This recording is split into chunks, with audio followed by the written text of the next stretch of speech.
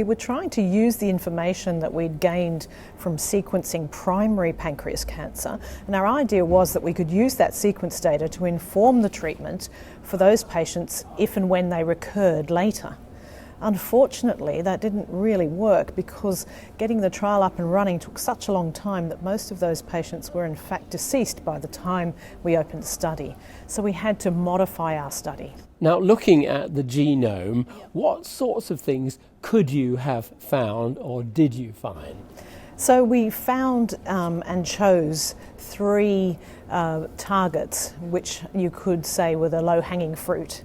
We chose HER2 amplified pancreas cancer, which in our data represents about 2% of pancreas cancer overall. We chose KRAS wild-type pancreas cancer because we know that about 93% of pancreas cancer harbours a mutation in the KRAS gene. So we thought that would be another subset to go for using an EGFR inhibitor in combination with gemcitabine. And then the third group we chose were those cancers that were had DNA damage repair pathway issues like BRCA1 and 2 mutations or mutations in the PALB2 or ATM genes. So the idea would be to identify potential targets. Exactly, yeah. And what might you have been able to do if you had identified the right targets at the right time? So we were hoping that we would have been able to institute targeted treatment for those patients who develop metastatic disease, and for example, if they had HER2 amplified disease, to give them gemcitabine in combination with trastuzumab, which would be a novel treatment for pancreas cancer. So what went wrong? So what went wrong was, in that design, unfortunately we weren't able to get all of the results by the time the trial opened. It took such a long time to open the trial that those patients who had had primary pancreatectomies with curative intent who then recurred were mostly already deceased by the time the study started and opened. So what we've done now is we've changed the study and we've made it applicable to people who present de novo with metastatic pancreas cancer. The issue we now face is that people who present with metastatic pancreas cancer have only a few months to live, and we have to act very quickly.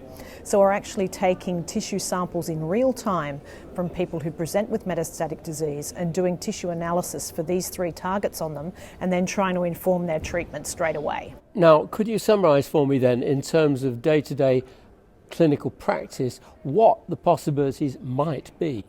So we're hoping that if we can do this fast enough, that we can give people that targeted treatment as I've outlined, platinum-based therapy for the DNA damage repair pathway gene issues, alotinib with gemcitabine for KRAS wild-type disease, and trastuzumab with gemcitabine for HER2 amplified disease. But to date, we haven't got a single patient on the study because of all the issues that have come about with trying to get this tissue analysis done quick enough. We've modified the study now so that at least patients can begin standard therapy while they're waiting for us to do the analysis, and that has been a really useful amendment.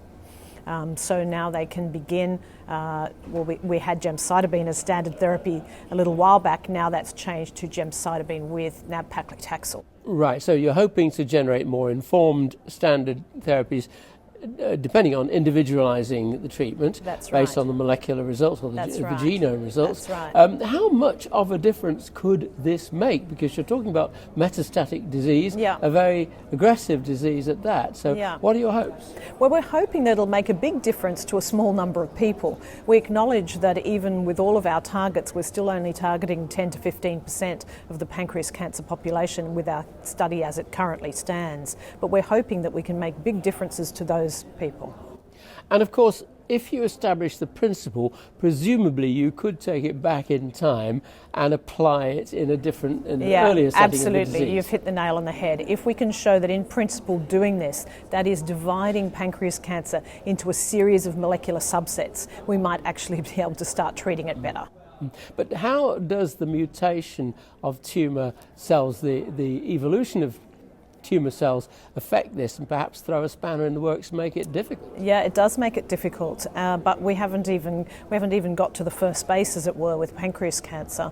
I think we're a little behind other cancers, and we haven't even tried this first step yet. But you're right, there's probably heterogeneity both within the tumour and between different metastatic tumours, and that resistance will probably develop, yes. But yeah.